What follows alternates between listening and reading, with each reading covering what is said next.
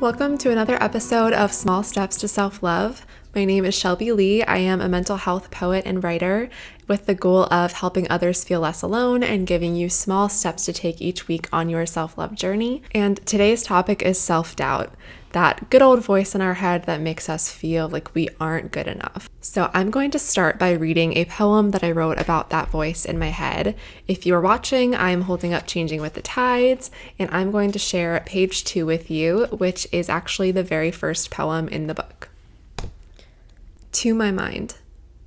We are at war, you and me. An everlasting exchange of insults and new wounds and apologies that always come just a little too late. By the time you say I'm sorry, I have already absorbed the blow. A new battle scar has risen on my skin. My body cannot defend itself from you anymore, and I'm scared a truce will never come.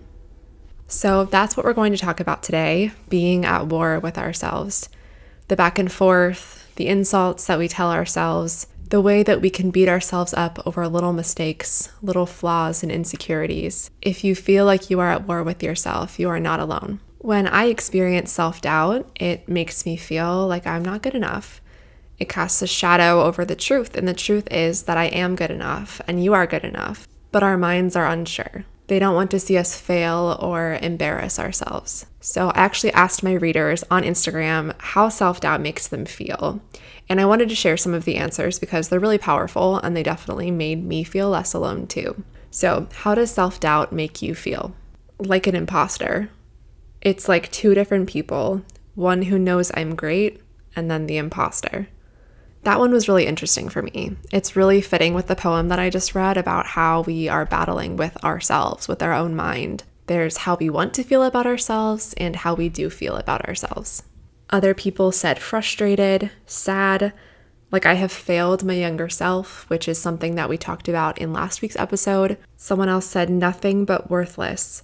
My confidence is already low, but this brings it only down more. Stuck, deserted, alone, powerless, helpless, makes me feel lost. A lovely poet said, self-doubt makes me feel like my writing is terrible and I should give up.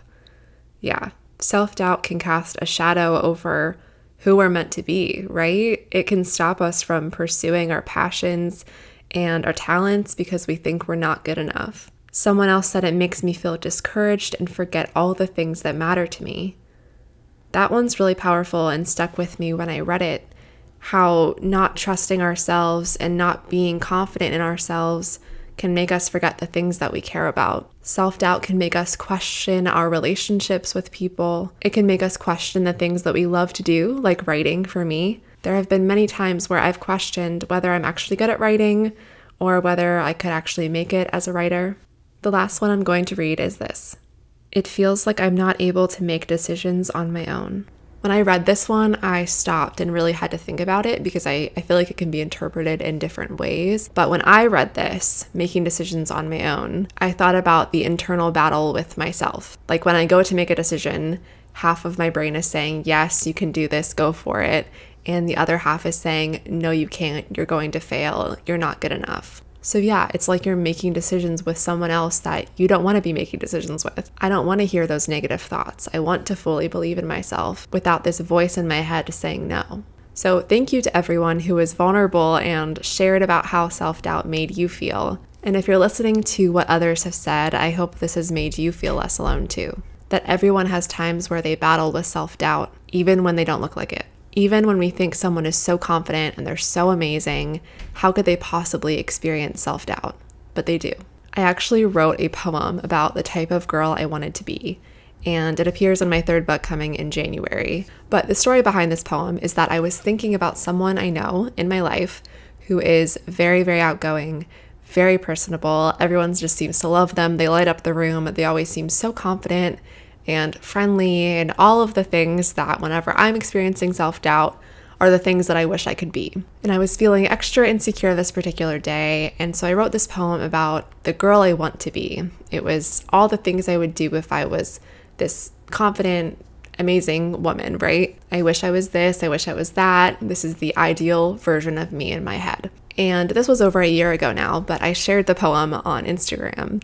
And this person that had influenced the poem without knowing it, they actually left a comment and said that they felt the same way. They said, oh man, I have this girl in my head too that I want to be. I feel like this all the time. I want to be like this too. And I was shocked. I had to laugh. I was like, there's no way that you aren't confident. There's no way that you have days where you feel like this, where you would want to be like someone else. But that was a really eye-opening moment for me. It was a moment where I realized that I'm not alone in how I feel, that everyone, no matter how confident they may seem on the outside, they're experiencing self-doubt too. So I found some things that have helped me that I'm going to share, but I also asked my followers on Instagram. I love hearing from all of you about this. So let's talk about it. Unfortunately, there's no magic wand to wave to make it go away. And even when we find things that work, we might not know immediately because self-doubt doesn't really fade quickly either. And just when you think it's going away, it hits us again. The thing with working on self-love and really anything mental health related is that it takes time. We might not even realize we're improving until months or years later. So as we talk about things that can help, know that there is unfortunately no quick fix to this. It's something that we have to focus on and work on, but it's so important to talk about and it's so important to focus on because, as we've already discussed, it can really have a negative impact on how we feel, the things that we pursue, the people we trust. It can impact so many things. So there's been a few things that have helped me along the way. The first one is probably not shocking. It's writing. Writing and journaling is so therapeutic, and it's something that I've focused on the past 7-8 years. It's something tangible that you can look back on and see your growth, or the times that I've written about self-doubt or things that I wasn't confident with, and now I can look back and say, whoa, now I am confident about that, and you can see how much you've grown and progressed. And I think that there's a misconception about journaling that it always has to be positive, you have to gratitude journal or whatever it might be, but it's also an amazing way to let go of that negativity and journal through those negative thoughts that you're having. So there's nothing wrong with writing a page or two that is not so happy. It's about a bad day. And in the future, you can look back on that bad day and say, I survived this. You have this tangible thing to go back to and say, yeah, we've been here before. We might be here again, but I know that I can get through it. So it's really, really a good way to have this tangible piece of you that you've written down and you can go back to, see your progress, see how you've made it so far. So writing is the first one. And a couple other people said similar things. If you're watching, I'll put them up on the screen here. Someone said, writing out my feelings in my stories and poetry and knowing this feeling is only the opinion from one. And I loved that because I feel like it brings up a really good point that you don't have to face this battle alone. If you can seek support from other people, like family, friends, your partner, it's okay to seek support from other people. You don't have to do this alone, and your opinion in your own mind isn't the only one. So on those days that you're feeling that doubt, seek out support from other people in your life who you can trust. Another response said, talking to my friends who always encourage me and know what I need to hear. So I love that people are bringing up the impact that having a good support system can also have on how you view yourself. Similarly to writing, a few people said reading, writing, and embracing what I was feeling rather than letting it control me.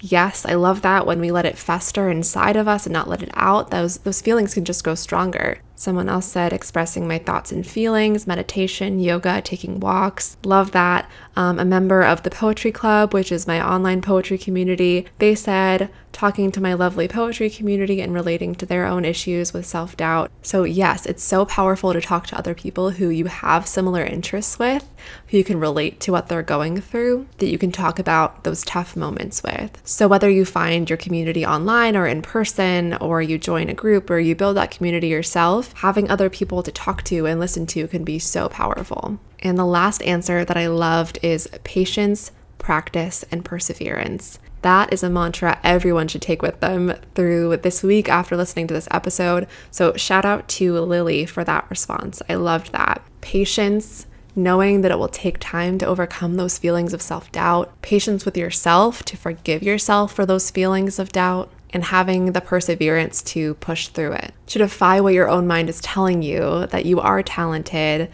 that you are good at what you do, that you do deserve this amazing thing that has happened to you. And practice. All of this takes practice. It takes stepping out of our comfort zones and making ourselves a little uncomfortable. This podcast is uncomfortable for me, but I know it's going to get easier the more I do it. When I started sharing my work online, I was incredibly uncomfortable, and now I don't think twice about it. Hearing my own voice when I started recording my poems and sharing them online, I had to re-record it dozens of times because I thought, no one is going to want to listen to this. This does not sound good. I don't like how my voice sounds. And flash forward 2-3 years, I don't think twice about it. I have nearly 400,000 followers on TikTok who like my voice and like my poems. And I got to create an audiobook of me reading an entire book of my poems because of it. It's amazing what can happen when we stop listening to that voice in our head and say, I'm going to prove you wrong. The doubt in my head is telling me to stop, but I'm going to do it anyway and see what happens. And that's exactly what another reader of mine said. They said, looking at the things I've accomplished that I thought would never happen. So as we near the end of today's episode, I have a small step for you, an action to take this week to carry with you as you might be facing doubts today or this week or in the future. I want you to think about or write down a moment that you thought you wouldn't succeed, but you did, where you weren't sure you could do something, but you did. I don't care how small it is or how big it is. Take a few moments to think about something that you accomplished that you never thought would be possible. And then once you've written that down, or once you've thought about that moment, why was it possible?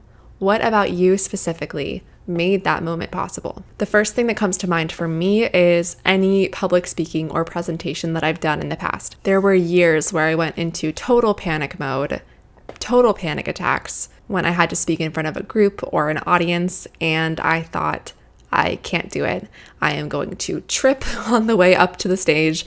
I am going to forget everything I planned to say. I'm going to stumble over my words. I'm going to embarrass myself. I'm not going to know the answer to questions when people ask me questions at the end. Just everything that I thought could possibly go wrong, it's going to go wrong, guaranteed. And I would always start every presentation thinking that way, not having any faith in myself. And then I would do it, and it would be fine. Every time. Sure, there were times where maybe I forgot one thing I wanted to say, or I stumbled over a few words, but no one noticed it as much as I did. So eventually, after doing it enough, I got to a point where I was like, okay, nothing horrible has happened. So why do you still have these panic attacks every single time you have to present something? When I should be like, I know I can do it because I've done it before. I know I can do it because I've practiced. I've done the work. I deserve to do well, so I will. And now I'm going to crush it. And so now public speaking isn't something I even consider a fear of mine anymore. When if you asked me 5 years ago, I would have told you that is my biggest fear. So tell me, what is something that you have accomplished that you thought would never be possible? And why was it possible? Why did you succeed?